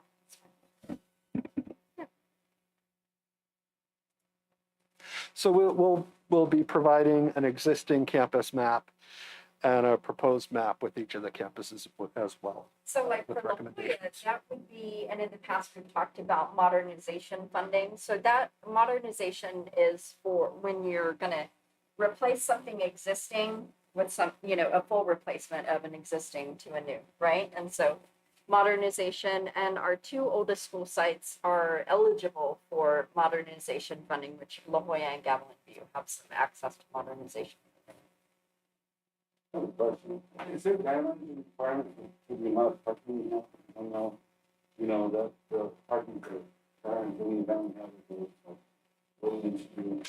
There is a matrix that they use for, well, CDE that they use for staff, but for parents there isn't. But say you had 200 stalls, there is a guidance for how many of those stalls need to be handicapped. But it all depends. If you have the space, build it, because you know what, the amount of staff that you have, and then the amount of assistance that you have for that staff, it could almost mean two parking stalls for each classroom. So there isn't. I get that there's guidance for like staff parking and things, but not necessarily for like how much visitor parking. So what do you? Yeah. Very easy, but the thing is, I know that there's no parking. I know that, the whole is like big field, right? And the traffic comes a little bit small. So maybe there could be overflow parking or something like that. You go to an event, have a whole, and especially when there's an event, have a whole, and John Yes. G, then you're out of luck. Yeah, and believe it or not, John Jay is kind of gridlocked solely because it's only got the frontage area for parking lot. There's really no way to get into the back where you could actually maximize a parking lot in the back. So What I can tell you is these 2 also have another sketch that shows a little more parking at La Jolla, like Yeah. you were mentioning, Mr. Sandoval. Yeah. that's only if we can. Yeah. Yeah. How would I say, negotiate another move. There is all that field to the north there, that we could expand parking or, depending Or we on could other certainly have, like, flexibility. another staff parking out there, Mhm. right? So Yep. that kind of leaves, Yeah. frees up some space. Yeah. Oh, yeah. So those are the kind of next level conversations we want to have with you all. Any other questions? I know Miss Sarah Turner, something. I did have a question. I know that part of the work that we're now doing on the Gavilan View Kitchen in part stemmed from the fact that we were not in compliance with health department codes. My understanding is that we've had a Williams finding in regards to the electricity at La Jolla in the past. Is that still going on? The electricity that we have is insufficient. Mhm. Solely because La Jolla is our oldest Yep. site. And believe it or not, it was all mainly chalkboard instead of digital and electronics and stuff like that. So they have augmented some of the classrooms with additional electricity. However, it could be better. And that's going to be part of our, I think we have $4 million almost in electrical upgrades at La Jolla. And I don't know if you have it on your list, but I think it was almost like $4 million that we Yeah. almost came up. Yeah, So for- it's quite Yeah. extensive, but what you have to realize, those brick buildings, there's a limit to the outlets in the classroom. And right now, you couldn't just add more outlets because of the capacity. Right. Correct. So it really, some rooms you feel like, is there a second outlet in here, right? The portables, I think over time, they ended up a little more, they came in later, of course, but that kind of electrical infrastructure overhaul, La Jolla is a beautiful campus, and that brick building is very steady and stable, and it's not something that I think for our community we would ever want to get rid of. But there's definitely to bring it up to the current, the Yes. current century. Yes, would be no, and good. that's identified into the master plan. I And mean, I'm just going to give you an example. The older portables that I was talking about, the Auroras, have a 50 amp breaker panel in each one of those. The new ones that we just installed last year have 150. So you see where the trend is going and what the movements are. I think we have enough electrical. With the difficulties that we had with our electricity and the solar microgrid, I think those issues are fixed. So we can go from there and improve the electricity on that site.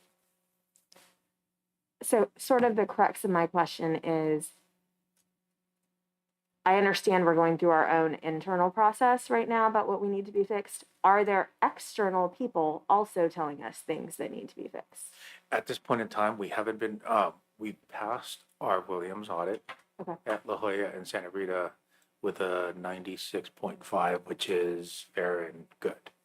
So it hasn't been identified. I haven't had any documentation that we were written up by the Williams, but I'm sure that I think that the identification might have been the issues that we were having with the microgrid shutting down the main electrical panel at La Jolla. Thank you. Okay, thank you. Any other questions? No, thank you for the presentation. Okay, our next regular board meeting will be this Wednesday, March 9th. And 4.2, any suggested future board items the board like to see or ask? Okay, if not, then thank you everybody for showing up on a Saturday. And can I get a motion to adjourn at 11:45? Motion to adjourn at 11:45. A second. Okay, roll call, please. Mr. Andrew Sandoval, Aye. Ms. Sarah Turner, Aye. Ms. Alvarado, Aye. Mr. Jacob Sandoval. Aye. Mr. Neil Patel is not present. Motion passes 4-0. Okay, thank you, everybody.